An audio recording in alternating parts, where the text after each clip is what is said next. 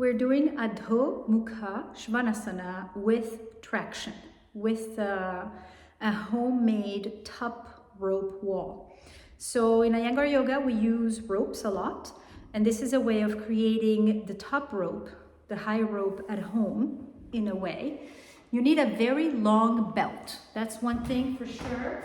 You need a very long belt. So here is my very long belt. And if you don't have a very long belt, then use two small belts that you put together.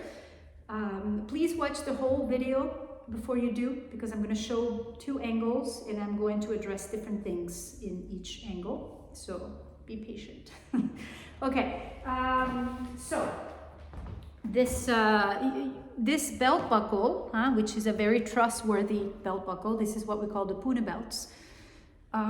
You have to trust your belt, and you have to trust your door, because we're going to hang it over the door. And this belt buckle is going to be on the other side of the door. So I'm just going to place it on top of the door. I'm going to flatten it out like this and close the door, and it's going to hang. So this will be over the top of the door like this, and this on the other side of the door. And you have to make sure that the door opens in the other direction. It should not open in the direction that you're pulling, because it could be unsafe. So I put this over the door and I close the door. And here I make sure that it's going to hold. There we go. So there goes my belt.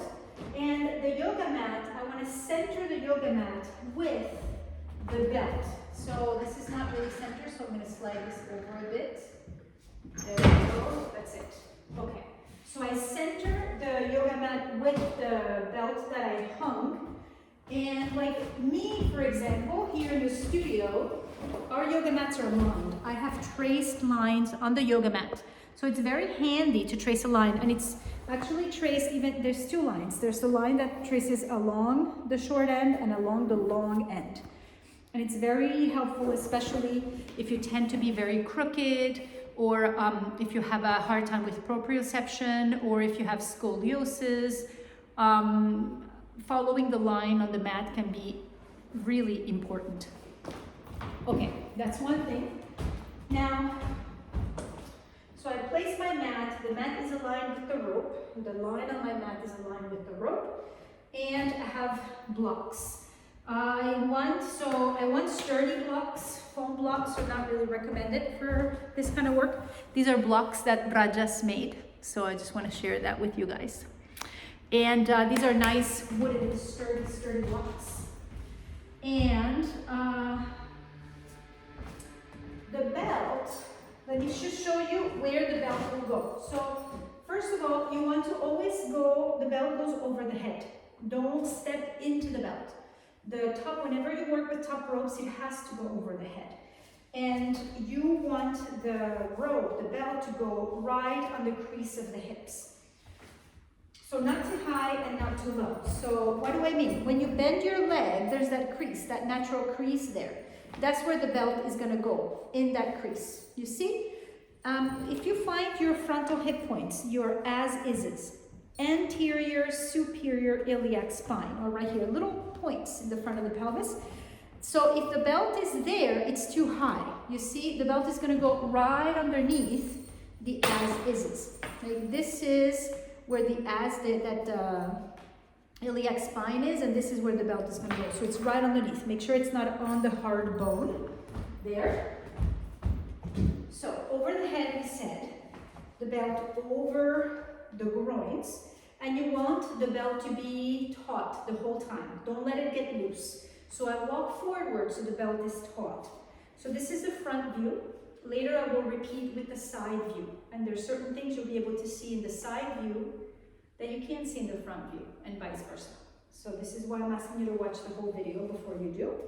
So the feet hip width apart, the belt is across the groins, and I hold with the webbing between my thumbs and the index fingers, I hold so that the belt doesn't slide up when I come forward. And then, once my weight is on it, it's not going to move anymore, I place my fingertips on the blocks. So feet under the pelvis, hands under the shoulders. This means that my arms and my legs are parallel to each other. I am in Adho Uttanasana. This is my first step. In Adho Uttanasana, feet hip width apart, hands shoulder width apart. I'm on my fingertips, so I'm not heavy on my arms. The arms are firm and straight. Forearms rolling in, upper arms rolling out, clavicle broad, chest extended forward. So you get your arms to work here because you're gonna need your arms in Adho Mukha Svanasana. Stamp the heels down, get the legs to work also. Firm the kneecaps, firm the quadriceps. Arms straight, legs straight. So there's a clear communication with the spine. Then from here, you walk your blocks forward as far as you can, and then you walk your feet back. And then you walk your blocks forward, and then you walk your feet back. And here I am in Adho Mukha Svanasana. So you can't really see the distance between my hands and my feet, but you'll be able to see that later. But you can see the hands are shoulder width apart. You can see my fingers are extended. I am not holding the block with my hands. Arms straight, legs straight. And you can see the angle of the pelvis in relationship with the rope. Where the rope is hanging on the door, my pelvis is aligned with that. So you need to align yourself with the prop that you're using. The back of the neck is long. Now I will show you the side view. To come out, very important. First, you walk your hands under your shoulders and pause. Don't come out too fast. And then you walk your feet under your hips. Pause. And now you come into your fingertips. Take a few breaths here. If you come out too fast from this pose, you can get low blood pressure. So just take your time so you don't get that little dizzy feeling. And the rope is still taut, okay? Make sure that you walk your feet forward enough so that the rope doesn't, the belt doesn't fall down to your knees. It needs to stay absolutely in position. And then to come out, hanging on the ropes, my weight is against the belt. Sitting bones down, chest up. Just like you learn to come out of standing of a forward bends in the video, I talked about how to come out of forward extensions. Then you walk back and you come out over the head. So let me show you the side view.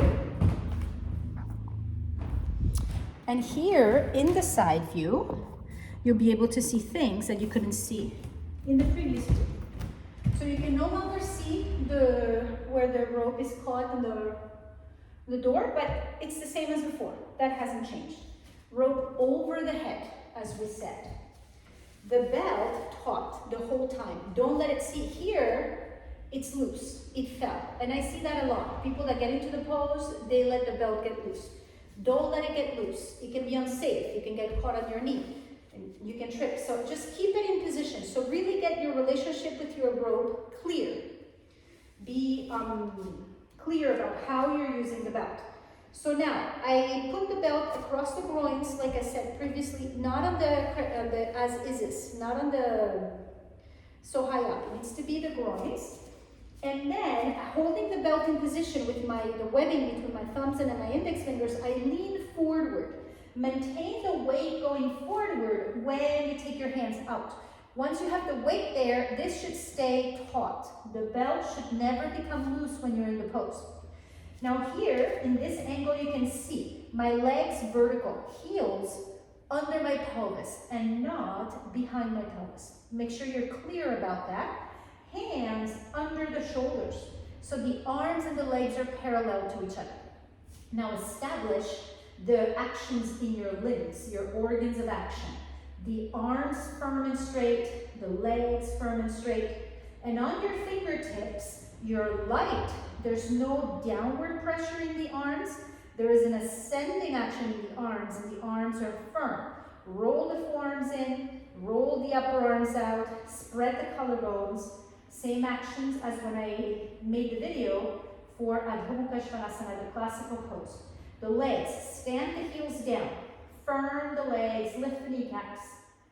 And then from here, once you're ready, you walk the blocks as far away as you can, and then you walk the legs back. And then you walk the blocks forward. And the blocks, it's better if they slide. Now, Lois talks about the blocks being off the mat, it's better. And Feet back. Do you see my feet are behind my hips? In Adho Mukha Svanasana, the feet are behind the hips. So make sure the feet are far enough back, the arms are forward. And I'm not, I want to really stretch out with the arms as far as possible. Often I see people hold themselves up here. Go forward, slide the hands forward. This is why it's important to trust your door and your rope. If you trust your belt and you trust your door, if you have good quality materials that you're working with, then you're fine. Now, as you extend the arms and you extend the legs, lift the pelvis up, the heels back and down. Let those heels come down and firm the thighs back. The back of the neck long, abdomen long. Make sure your abdomen is long. And one more thing I like to address. Don't let the back cave down to the floor. The skin of the back body moves in the direction of the t-shirt so that you don't shove the back ribs down to the floor. Often that happens. Don't do that. So you're using the rope to help you anchor the pelvis and the heads of the femurs, but you're not hanging heavy like a sack of potatoes on the ropes. The arms are firm and extended. The legs are firm and extended. You're lifting the pelvis up. So it's an intelligent ascending pose and not a heavy lethargic pose. To come out, you walk your hands under your shoulders and pause. Just take your time. Feet forward under the hips. And here you can be on your fingertips and pause. So the ropes are taut. The belt has not become loose. Observe that. And without letting the belt become loose, when you feel that your blood pressure has normalized, hands on the hips, lean forward, sitting bones down, chest up, legs firm, sitting bones down, chest up, and then at some point you have to step back to come out, rope over the head. Now, my heels were not supported against anything, but it could be very nice to have the heels supported. So here I'll show you, it can be blocks, it can be bolsters, blankets, whatever you have that, that could help. If I put some bolsters here, the wall comes closer to me. Now, I just did the video for this pose in French, so I know what distance I need, because then that's when I realized, okay, this is too much, this is too little. Let's try this. So I've just made the door come to me. I place the rope in position, it's taut from the beginning. I come forward, I don't let it slide up to my as-is, it's really on the groins. All that remains the same. Feet back, hands forward, and here I am. You see, I can press the heels down into the bolsters and stretch the arms as far forward as I can without shoving the back down to the floor, please. Arms extended, legs extended, abdomen soft on the exhalation.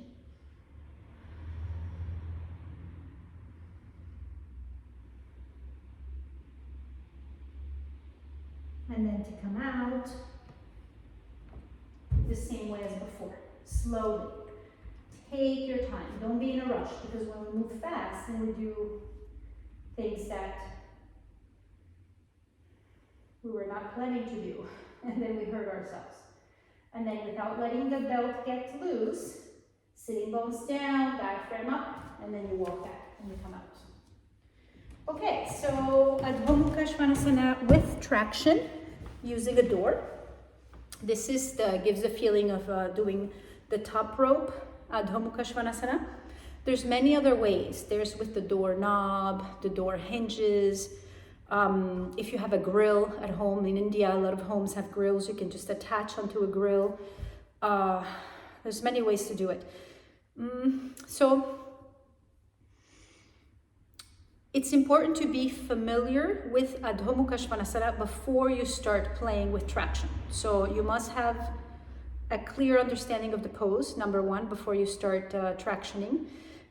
If you have a difficult back, like if you have lumbar herniation or backache, sacral stuff, it could be very helpful.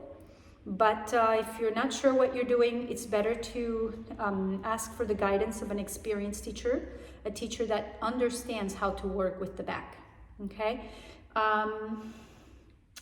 If you have shoulder issues, it can be very helpful. There's different arm positions for shoulder issues. We can have the arms back instead of forward, but I'll address that in a different video. If you've suffered from a long illness, it can be really helpful to do the pose with traction, with support. So happy practice, happy exploring. And if you have questions, don't hesitate. See you soon.